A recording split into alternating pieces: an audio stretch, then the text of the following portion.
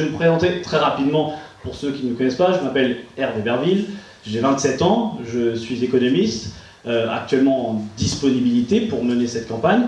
Je suis né au Rwanda en 1994, j'ai été adopté par une famille de Pluto que beaucoup de vous connaissent et que j'aimerais à la fois saluer, remercier et dire toute ma gratitude puisque je me suis vraiment épanoui ici à Pluto avec plein de gens que je reconnais ici, notamment Amitié Partage, au basket. On a déjà fourni un entraînement mais je ne vais pas vous quitter pour y aller, mais en tout cas j'ai eu beaucoup de chance. Voilà, c'est vrai que ça a été une vraie chance d'avoir été adopté ici. J'ai eu des professeurs incroyables, Claudie Miclot qui est ici devant. Non, mais, elle va tout émoustiller. Donc voilà, vraiment une enfance agréable et une vraie chance d'avoir grandi ici. Et c'est pour ça que je tenais vraiment à faire cette réunion publique de lancement ici à Pluto pour vous et parmi vous. Ensuite, j'ai fait mon primaire à Pluto, ensuite la Victoire, les Cordeliers. J'ai fait après une prépa lettres à Saint-Brieuc et ensuite j'ai intégré Sciences Po Lille et que j'ai complété par une formation à la London School of Economics, l'école d'économie de Londres, en économie pour me spécialiser sur les questions d'économie et d'économie politique. Ensuite, j'ai travaillé à l'étranger et notamment à l'Agence française de développement, qui est en fait une institution française qui dépend du ministère des Affaires étrangères et du ministère de l'économie et qui vise en fait à faire des projets de développement.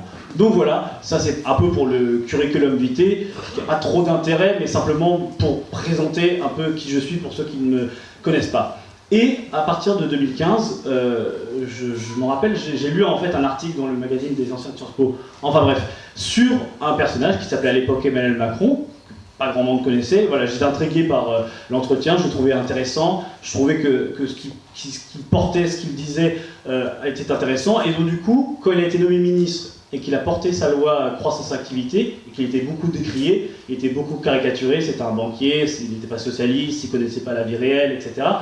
Et ben, j'ai rejoint un collectif qui s'appelait Les Jeunes avec Macron, et qui avait pour but, en fait, de simplement essayer de le défendre, de promouvoir sa loi pour montrer que fallait un peu sortir des clivages traditionnels, sortir un peu du côté sectaire parce qu'il ne faisait pas partie du Parti Socialiste, forcément, c'était pas forcément un bon ministre, et essayer de rassembler les gens de bonne volonté pour mettre en place une loi qui commence à avoir ses effets et dont on voit les premières applications concrètes.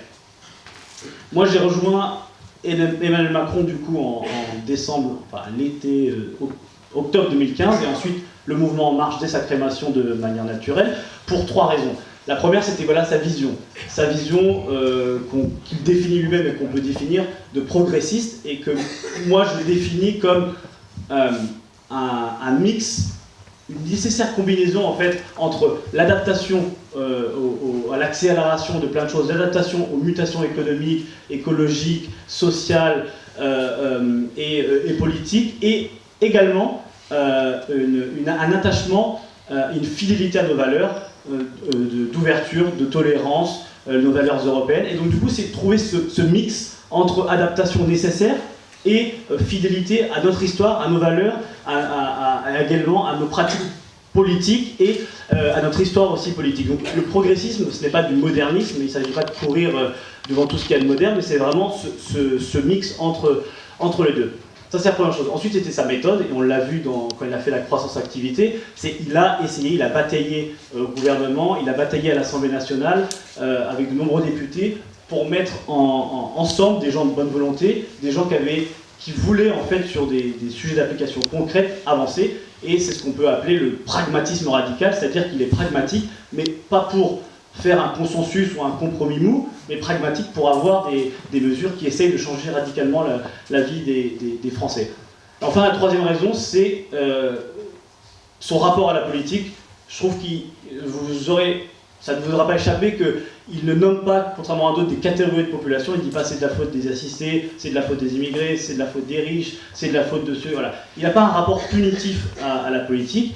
Je trouve qu'il parle à l'intelligence collective des gens, et au fond, voilà, il redonne, à mon avis, un peu de lettre de noblesse à la politique parce qu'il a cette vision positive de l'économie, et l'idée n'est pas de pointer une catégorie de population pour essayer de se faire des votes sur leur dos. Donc vraiment, c'est ça, ce rapport